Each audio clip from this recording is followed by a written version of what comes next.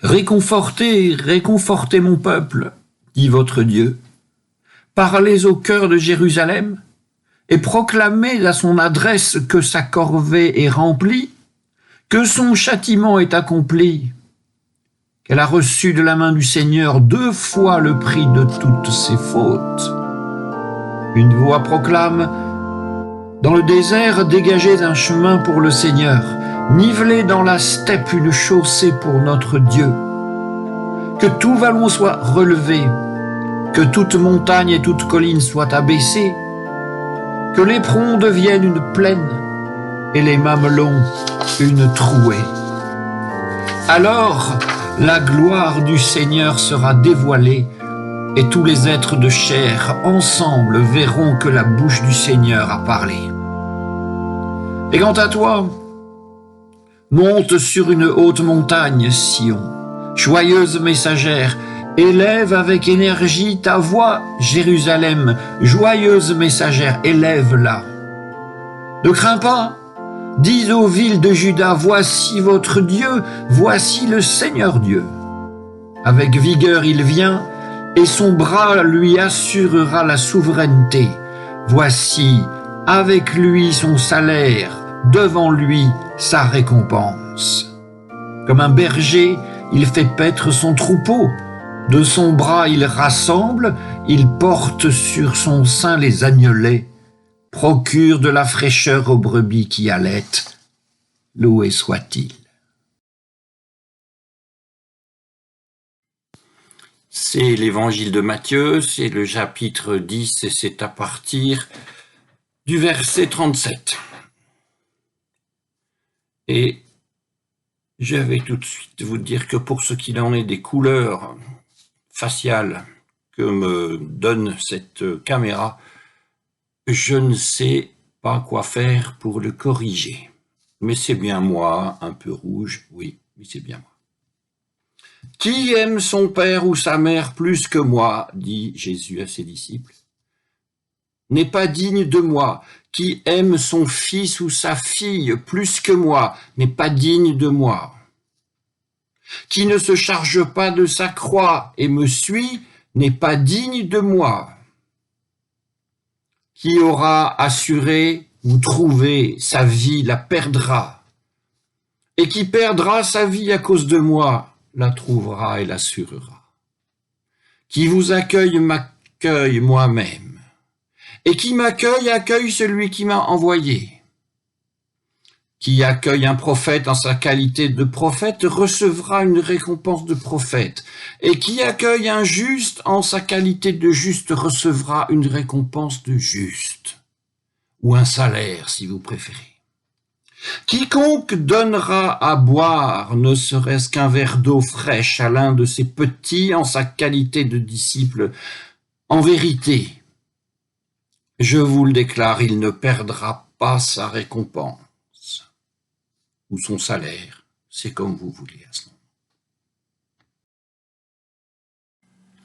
Je me souviens du milieu des années 70 et de cette effervescence spirituelle qui traversa bien des églises et par là même qui traversa bien des familles. Certaines communautés nouvelles étaient en quête d'importance et de nouveaux membres. Les petits maîtres de ces communautés, même s'ils étaient des autodidactes, n'avaient pas de mal à prêcher sur des versets comme ceux de Matthieu 10, 37 et autres que nous venons de lire, et donc ils prêchaient la rupture dans les familles. Qui aime son père ou sa mère ou son fils ou sa fille, etc., plus que moi, dit Jésus ou dit le maître de la petite communauté, n'est pas digne de moi. Et je me souviens avoir dû constater que cette prédication avait un certain succès. Succès dans lequel les amis, chers bons amis, copains du lycée, furent aussi emportés. Du jour au lendemain ou presque, ils ne vous parlaient plus et ils ne venaient plus au café. Ayant décidé d'aimer Jésus plus que tout, il se dispensait de la conversation humaine qui, c'est nous qui le disons, est à la fois plus et meilleure que tout. Pour quel profit rompaient-ils ainsi avec leur famille et leurs semblables?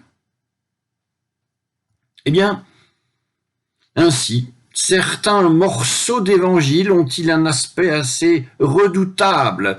Jésus s'y mérite, nous venons de le lire.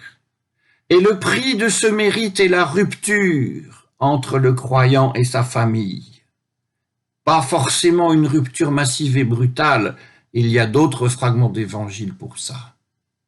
Mais une sorte de rupture sournoise, du genre dont la profondeur doit être constamment réévaluée et augmentée.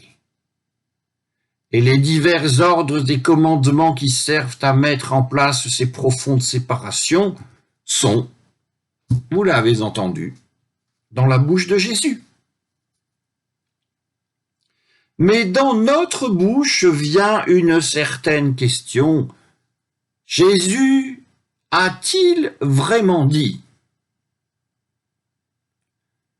Pour nourrir, en fait, plutôt pour affamer cette question, nous pouvons nous procurer des Bibles dans lesquelles les paroles de Jésus figurent en caractères rouges. Les phrases ainsi distinguées ont immédiatement une autorité supérieure. Mais il n'y a pas de réflexion, juste une peinture rouge, juste une sorte d'autorité non réfléchie. Ça n'est pas ce qui intéresse notre tradition, les autorités non réfléchies. Plus intéressante était la recherche qui fut menée vers le milieu du XXe siècle sur des critères savants, en lisant les textes avec extrêmement de minutie, recherche on a appelé ça ipsissima verba, les paroles absolument et indubitablement de Jésus. Beaucoup de travail, beaucoup de colloques pour un résultat beau peut-être, mais surtout incertain. Les universitaires qui se livraient à cette entreprise étaient rarement d'accord les uns avec les autres. Personne n'a tué personne, rassurez-vous. Et c'est pour ça qu'on les aime, quand ils ne sont pas d'accord entre eux, mais parfois gonflés d'autorité, et ça c'est plutôt pour leurs disciples, s'agissant de leurs propres résultats, mais là, on les aime moins.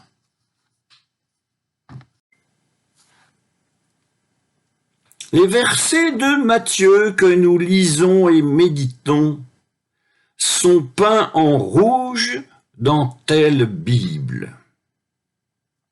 Et pourtant, même s'ils sont peints en rouge, la question demeure, Jésus a-t-il vraiment dit?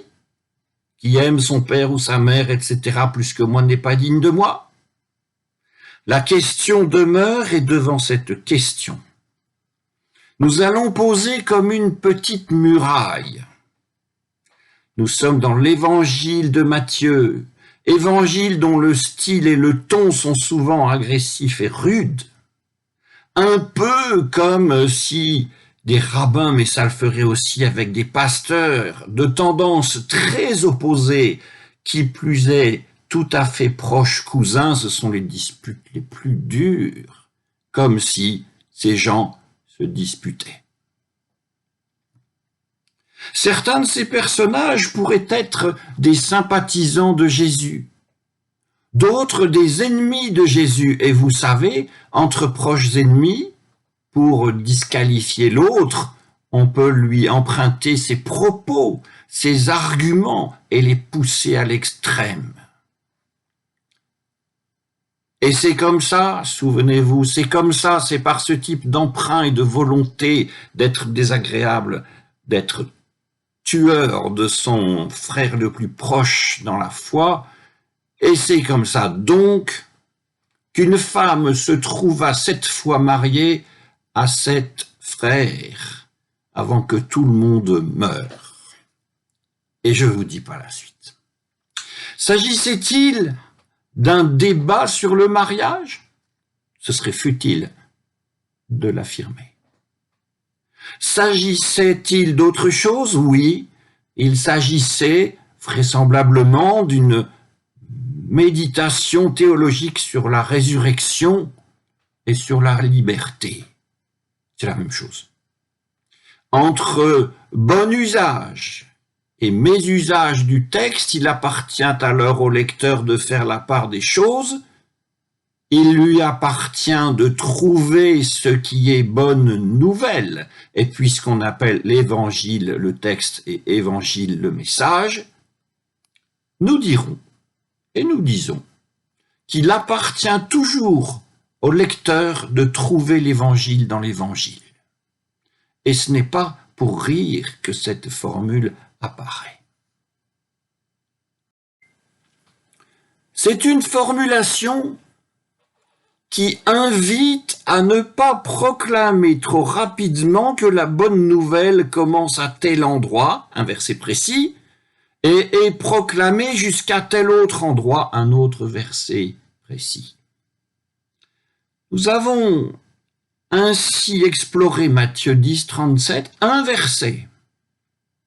Et nous nous demandons s'il est possible de considérer que ce verset est évangile. Et nous en doutons. Peut-être qu'il nous faut prendre notre courage à deux mains pour en douter, car nous n'avons pas été formés à douter ainsi de ces textes qui sont dans la bouche de Jésus ou qui pour d'autres sont peints en caractères rouges. Qu'est-ce qui pourrait nous intéresser? Qu'est-ce qui pourrait même nous inciter à douter ainsi? Eh bien, l'exemple de notre père Abraham,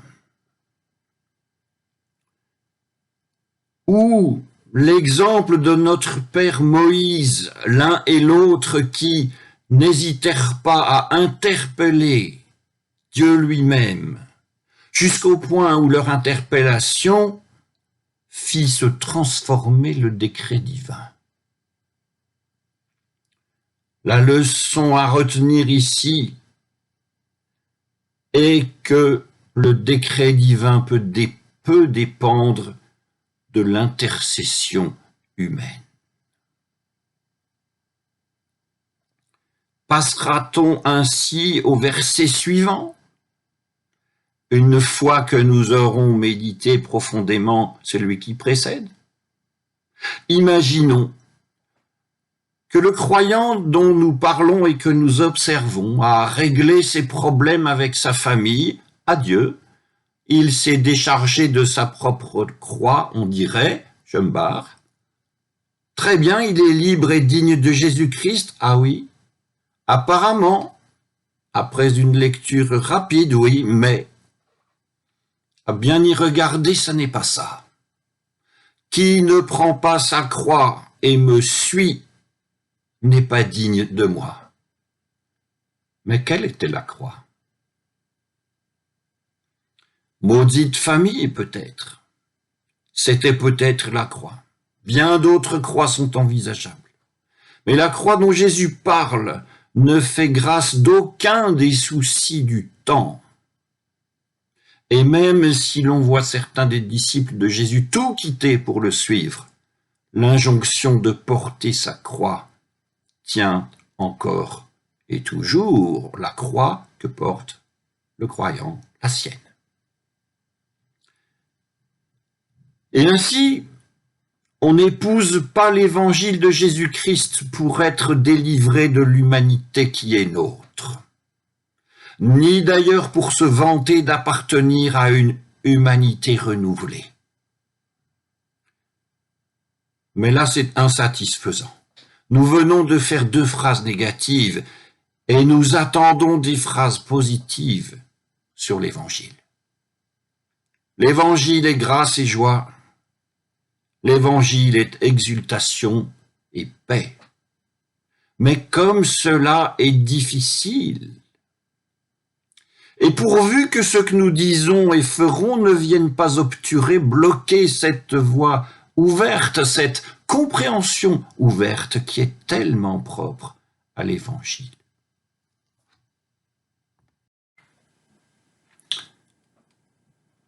Ainsi donc,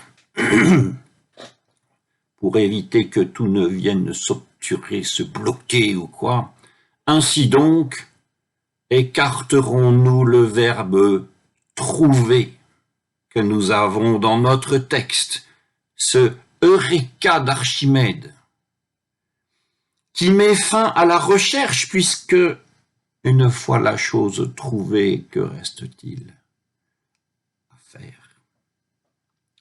Nous écarterons donc ce Eureka qui apparaît aussi dans la bouche de Jésus dans une perspective critique, parce qu'il met fin à la recherche, à la réflexion et au voyage. J'ai trouvé. Verbe qui met fin aussi au flot de l'existence comme un grand barrage. L'évangile de Jésus-Christ, s'il faut le résumer à un seul verbe, n'est pas « j'ai trouvé ». S'il faut le résumer à la suite d'une série de commandements et d'observations mêlées, dans l'évangile de Matthieu chapitre 8, le verbe qui vient, c'est « accueillir ». Accueillir une chaîne d'accueil qui part du ras du sol et qui, un mot après l'autre, voyage et s'élève jusqu'à Dieu. Mais attention, cette chaîne s'élève jusqu'à Dieu et n'atteint jamais Dieu. À supposer que ce soit une ascension, elle est toujours aussi une descente.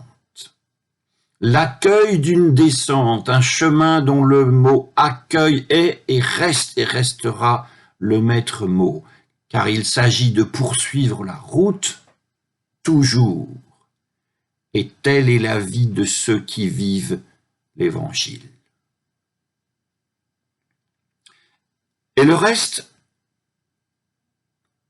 le texte nous parle alors de récompense ou de salaire.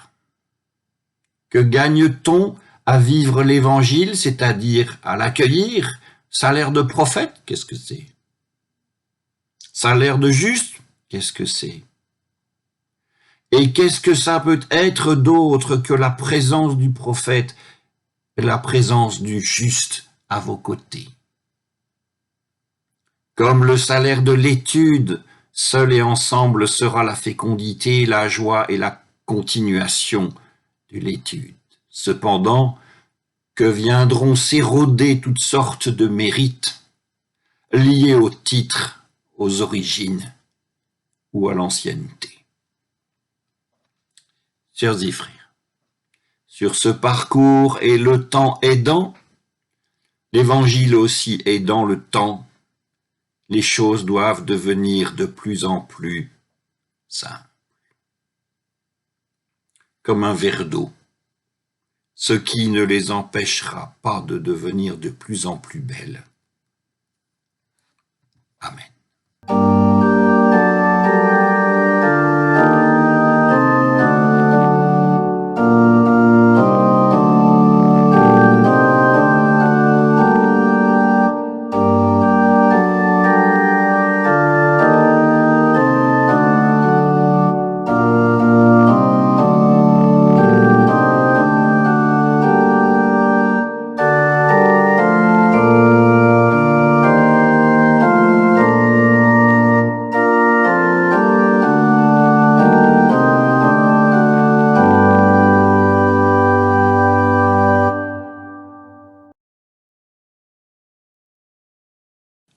Seigneur notre Dieu, nous te louons et te remercions d'avoir voulu, dans ton incompréhensible miséricorde, t'abaisser si bas en ton Fils pour nous, afin de nous élever en lui si haut, pour toi seul. Nous te louons et te remercions pour la grâce de ton appel et de ton élection, et parce que tu es aussi le Dieu des rejetés et que tu ne cesses pas de prendre soin de nous et d'eux et de tous, comme un Père juste. Nous te prions pour ton Église, et dans tous les pays. Pour l'Église qui dort, qu'elle se réveille. Pour l'Église persécutée, qu'elle soit toujours joyeuse et certaine de son affaire. Pour l'Église confessante, qu'elle ne vive pas pour elle-même, mais pour ta seule gloire. Nous te prions pour tous les gouvernements et toutes les autorités dans le monde entier, pour les bons, que tu les maintiennes, pour les mauvais, que tu convertisses leur cœur et que tu mettes un terme à leur violence selon ta volonté pour tous, que tu te montres à chacun comme celui dont on a besoin et dont il faut rester les serviteurs. Nous te prions pour qu'on s'oppose à toute tyrannie et désordre et que tous les peuples et les personnes opprimées soient aidées pour obtenir justice. Seigneur, nous te prions pour les pauvres, les malades, les prisonniers, les perdus, les troublés. Nous te prions pour tous ceux dont toi seul connais la souffrance. Puisses-tu consoler et donner l'espérance à tous, à chacun. Amen. Notre Père, qui es aux cieux, que ton nom soit sanctifié, que ton règne vienne, que ta volonté soit faite sur la terre comme au ciel. Donne-nous aujourd'hui notre pain de ce jour. Pardonne-nous nos offenses, comme nous pardonnons aussi à ceux qui nous ont offensés. Ne nous laisse pas entrer en tentation, mais délivre-nous du mal. Car c'est à toi qu'appartiennent le règne, la puissance et la gloire, pour les siècles des siècles.